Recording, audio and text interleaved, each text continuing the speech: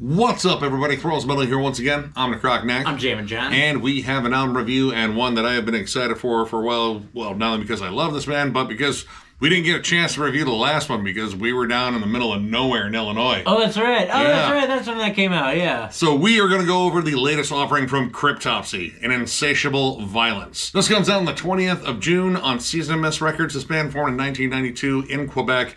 This is their 9th album overall. Again, Thralls did cover As Gamora Burns, but Miller had a solo review on that one. And again, we were out in the middle of nowhere watching metalheads on mushrooms and shit.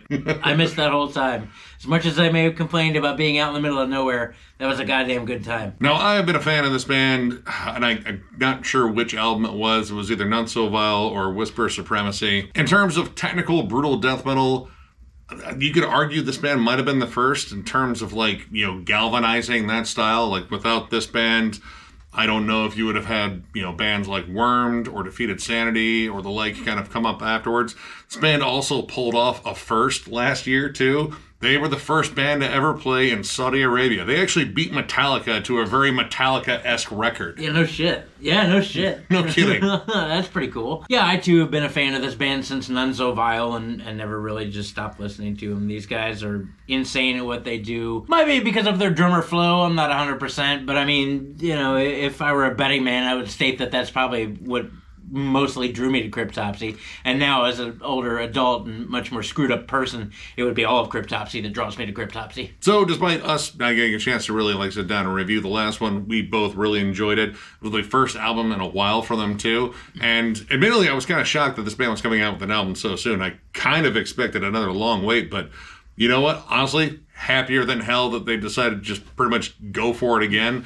And I'll be honest, I think this is even better than the last one.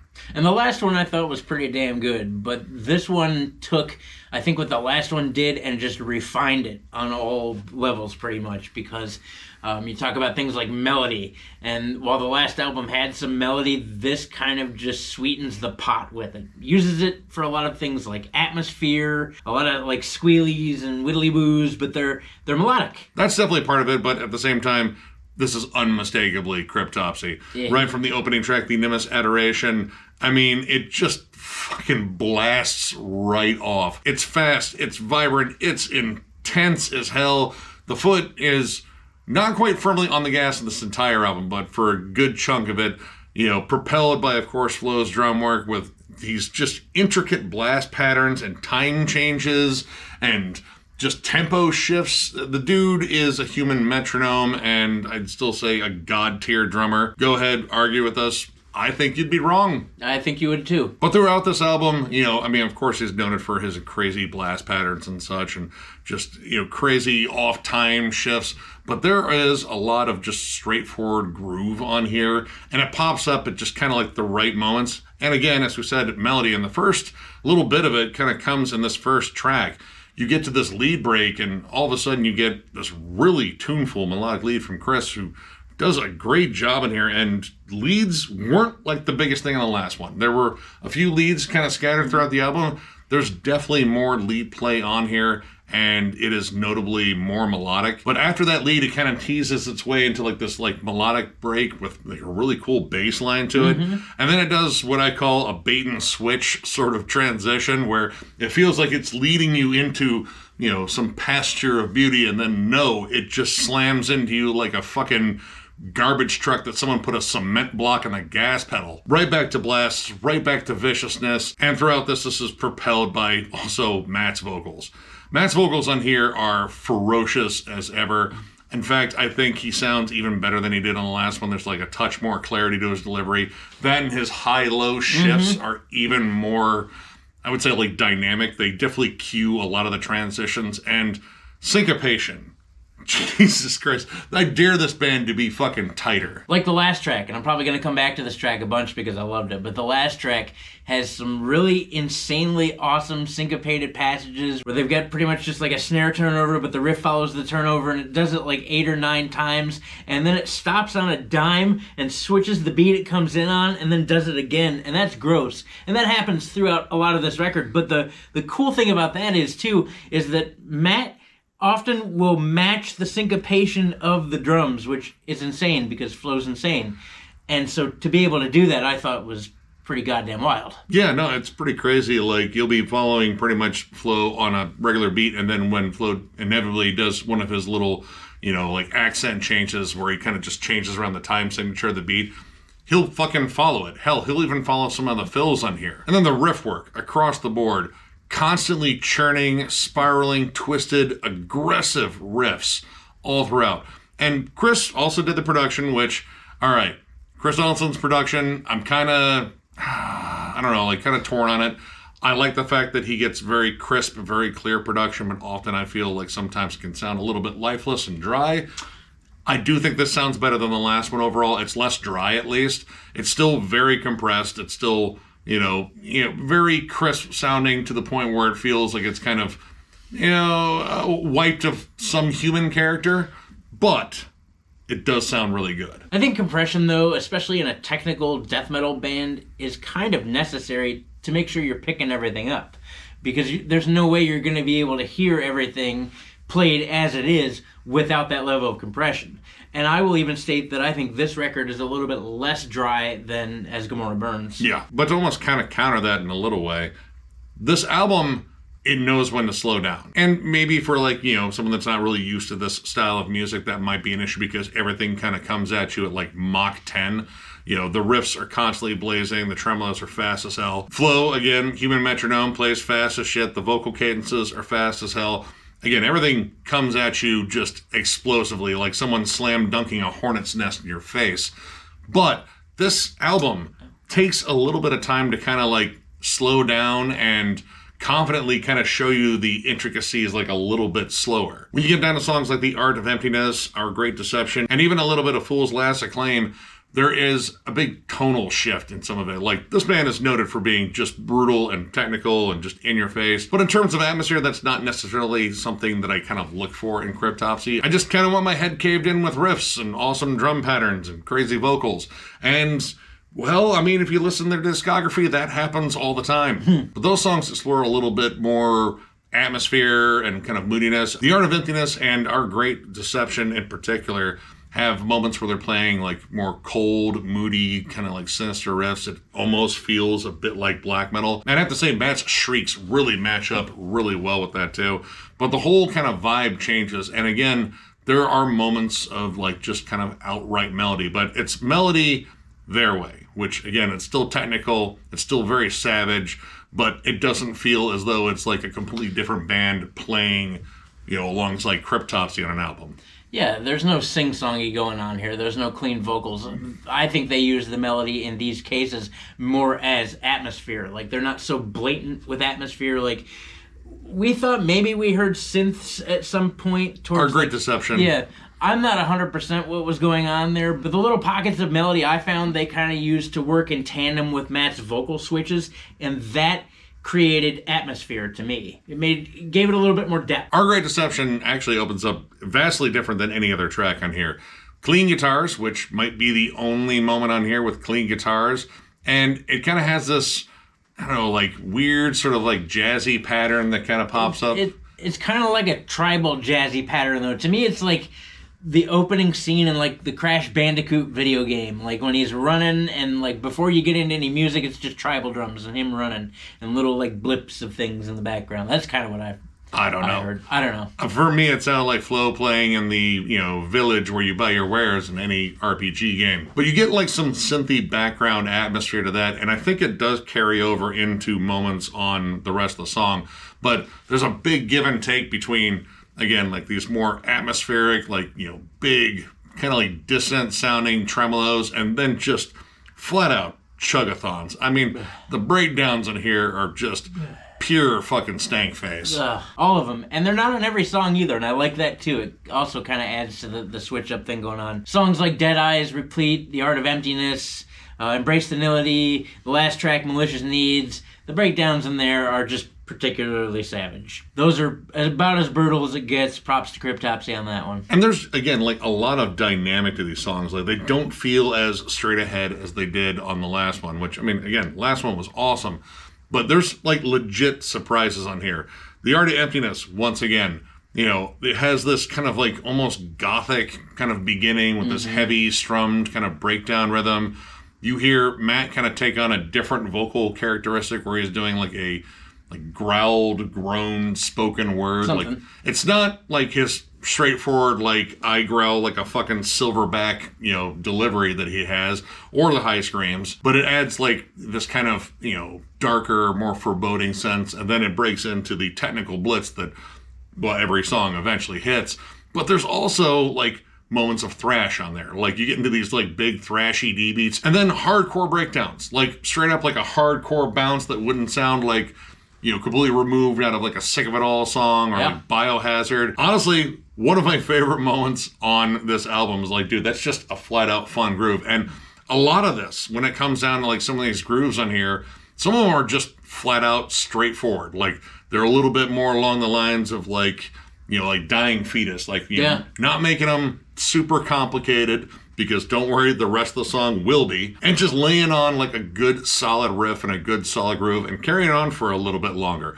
And granted, this album isn't long at all. Like, it's about 33 minutes with like a little bit of change on there.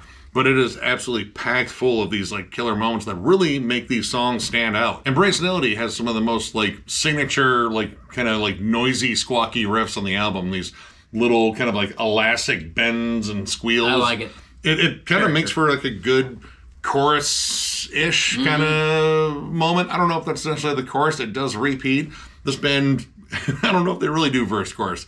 I've never really caught that very much in their work. Either way, killer grooves, killer blast patterns, awesome riffs, and it also has a fun throwback guest, because this song features Mike DeSalvo, who did the vocals on Whisper Supremacy, and honestly, that's low-key one of my favorites, and I know like Mike is, I don't know, kind of divisive with fans, because some people didn't like his more hardcore delivery, and he was the first guy to have to follow Lord Worm, which, well, that's pretty fucking tricky. But the song is, of course, like brutal as hell, but there's like a sort of fun looseness to it, and that carries into the last track, Malicious Needs, which, yeah, honestly, might be my favorite track on the album. Talked about things on this record like character. A lot of this record and a lot of these songs have a lot of character. Character is how I would describe the last track. Character to the chaos. A lot of low-end melody, too. Like, in this case, it wasn't just low-end tremolo. The melody that they incorporated here was all very low-end, makes it sound really just kind of sinister, kind of evil-sounding, but, God, just... Again, the grooves in this song, the wild syncopation that is in this song.